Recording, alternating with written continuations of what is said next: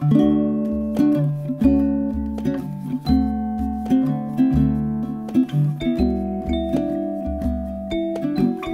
Ed McGuirk, and I am a teacher here at O'Hara Park Middle School in Oakley, California. And I've been teaching at this school for the better part of 26 years. My mom was a teacher. She was a single mom, so she had to go into become a teacher at a later age. And I had to, as a result of that, help her correct papers at nighttime. I didn't know what I wanted to do, obviously, growing up. I didn't think that I'd have the ability to get in front of a class full of people and to speak. I remember even in high school, having a public speaking class and freezing in front of guys my age. I just couldn't talk in front of a group. So teaching in front of a group of students, me, I don't think it would have happened. But something clicked. A person, a God, who was not faithful to his wife. He was a player. Well, and unfortunately, this is the year that I had to make a decision. And one of the hardest decisions any teacher has to make who really loves his craft, and that is that I am going to be retiring. You know, every teacher is different, and if you've ever sat in a classroom, you know there are some teachers that you can make connections with and some that you can't. I've learned over the course of the many years that there are ways and methods that you can use to connect with middle school students. And a lot of that is with humor, and using humor if it's used correctly and not too sarcastically. You know, it's something that is a tool that could be something where you make a connection with the child.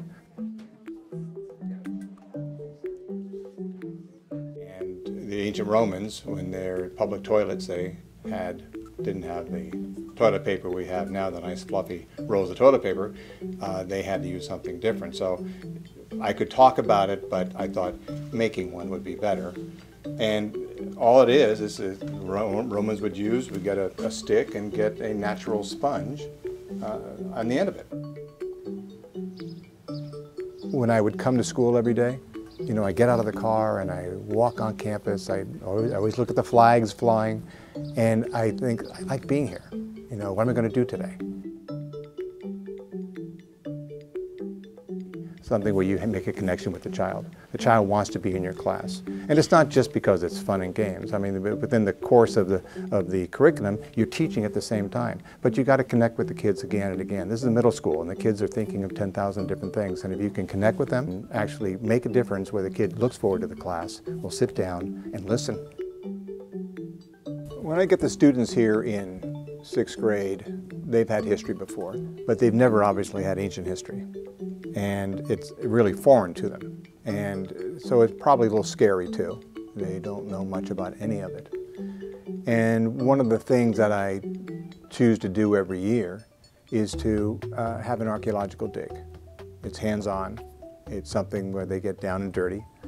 Then it's something that I have found really makes the students enjoy. He goes to this place, he knocks on the door of the guy. And he says, "Hi, I'm here, and you have some dirty stables here." And the guy says, "Sure, too. Yeah, I don't want to clean them. You want to clean them?" And Hercules says, "I'll clean them for a price." And the guy says, "Okay, what's your price?"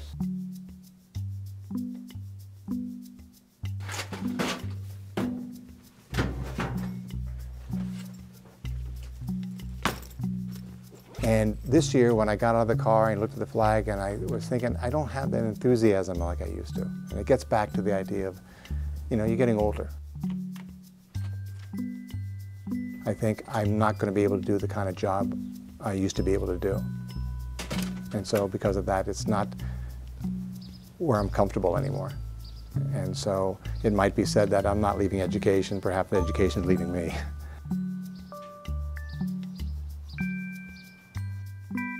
I want to be able to retain the love I have for it without having to come another year and say, well, I shouldn't be here anymore. I still am saying that now, but I don't know if I'd be able to say that next year. So this is the last year.